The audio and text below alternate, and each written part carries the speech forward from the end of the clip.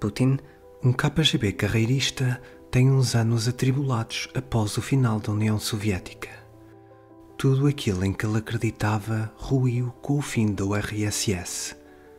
Mas a capacidade de se adaptar às circunstâncias sempre foi uma das suas virtudes.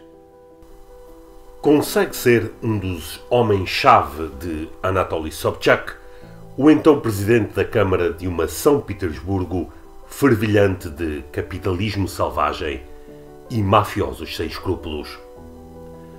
Putin aproveita essa posição de influência para ensaiar um círculo de corrupção que ainda hoje em dia mantém no Kremlin, mas agora numa proporção gigantesca. Estar na equipa de Sobchak, político popular na altura, abre-lhe as portas de Moscovo. Sempre um homem do KGB, é dada a tarefa de reorganizar o FSB, ou seja, o KGB com uma designação mais benigna. Consegue fazê-lo com sucesso. Nesta altura, as circunstâncias do destino dão-lhe um empurrão. Com o presidente Yeltsin titubeante e cheio de problemas de saúde, Putin é subitamente nomeado primeiro-ministro, entrando no carrossel infindável de primeiros-ministros nomeados pelo errático Yeltsin. O KGB estava próximo de tomar conta da Rússia. No discurso de passagem de ano de 1999-2000, Yeltsin surpreende tudo e todos e abdica do cargo de presidente da Rússia. Nomeia Putin como seu sucessor interino e antecipa as eleições. Em maio de 2000, Putin é oficialmente eleito presidente da Rússia, cargo que ocupa até hoje, após vários malabarismos com a constituição do país.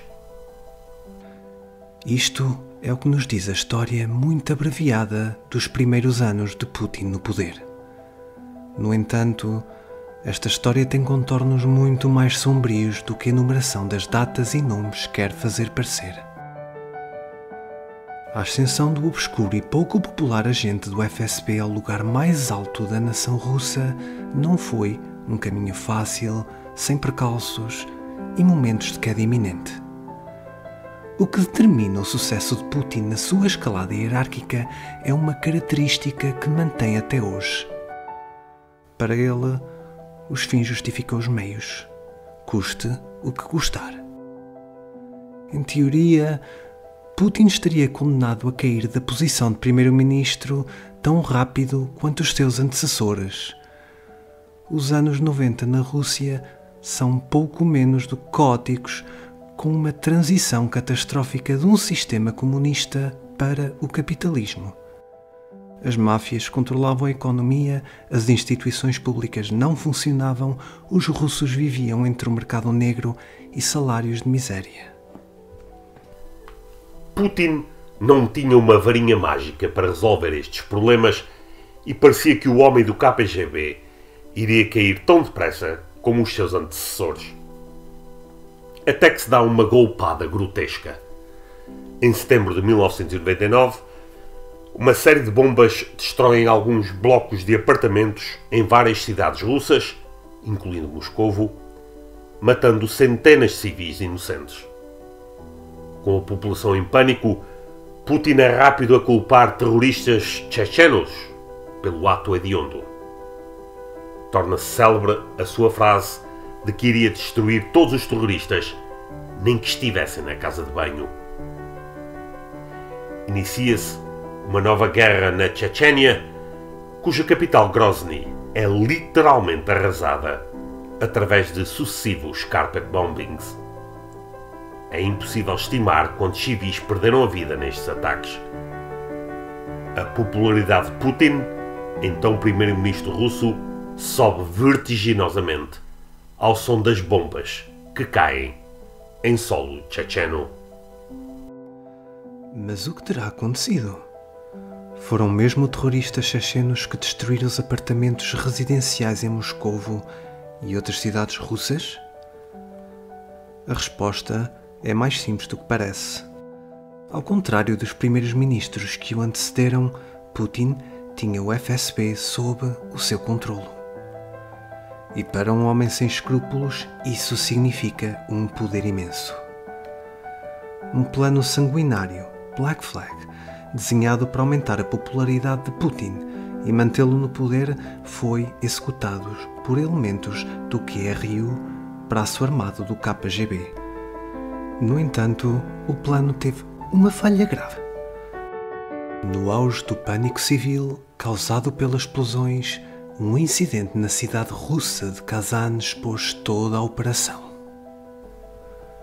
Um habitante de um prédio de habitação detectou uma atividade estranha na cave do edifício onde habitava.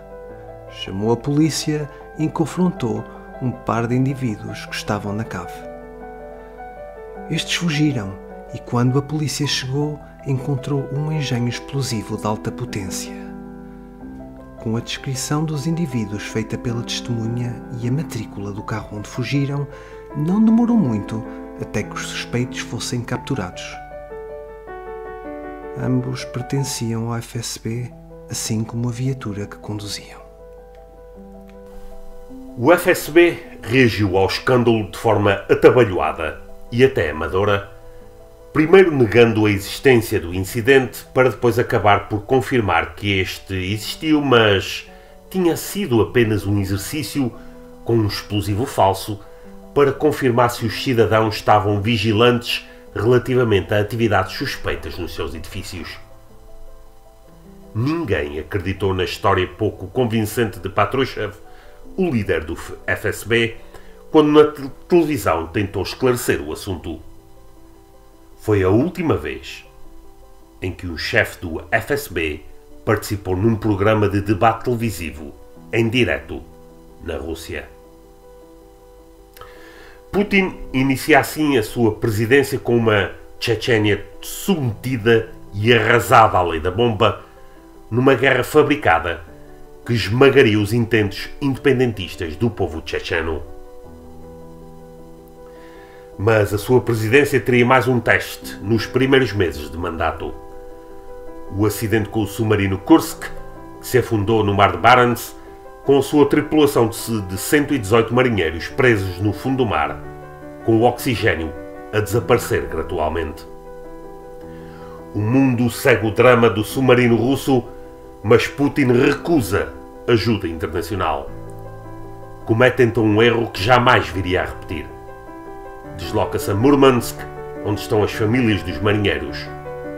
Num cineteatro sobrelotado, Putin tenta explicar os esforços que estão a ser feitos para resgatar o submarino. Com as emoções ao rubro, a mãe de um dos tripulantes exalta-se e grita com o presidente, num profundo desespero. As TVs transmitem a sessão. A mulher é arrastada para um corredor lateral, onde agentes do FSB lhe injetam uma substância que a adormece. Putin jamais voltaria a ter contato com o público sem que os participantes não sejam escolhidos ou filtrados. Ultimamente, utiliza figurantes que estão presentes nas mais diversas ocasiões em que o presidente se encontra com populares.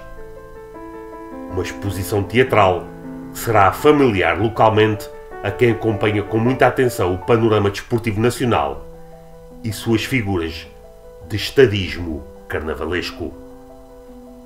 Putin ascendeu ao poder através de uma golpada grotesca com o apoio de forças subterrâneas não escrutináveis. Consolidou esse poder, afastando-se progressivamente da população a que devia presidir, projetando externamente pujança e distribuindo migalhas ao povo. O Kremlin passou a ser um bunker de onde a democracia do país foi lentamente desmontada até ser a farsa que é nos dias de hoje.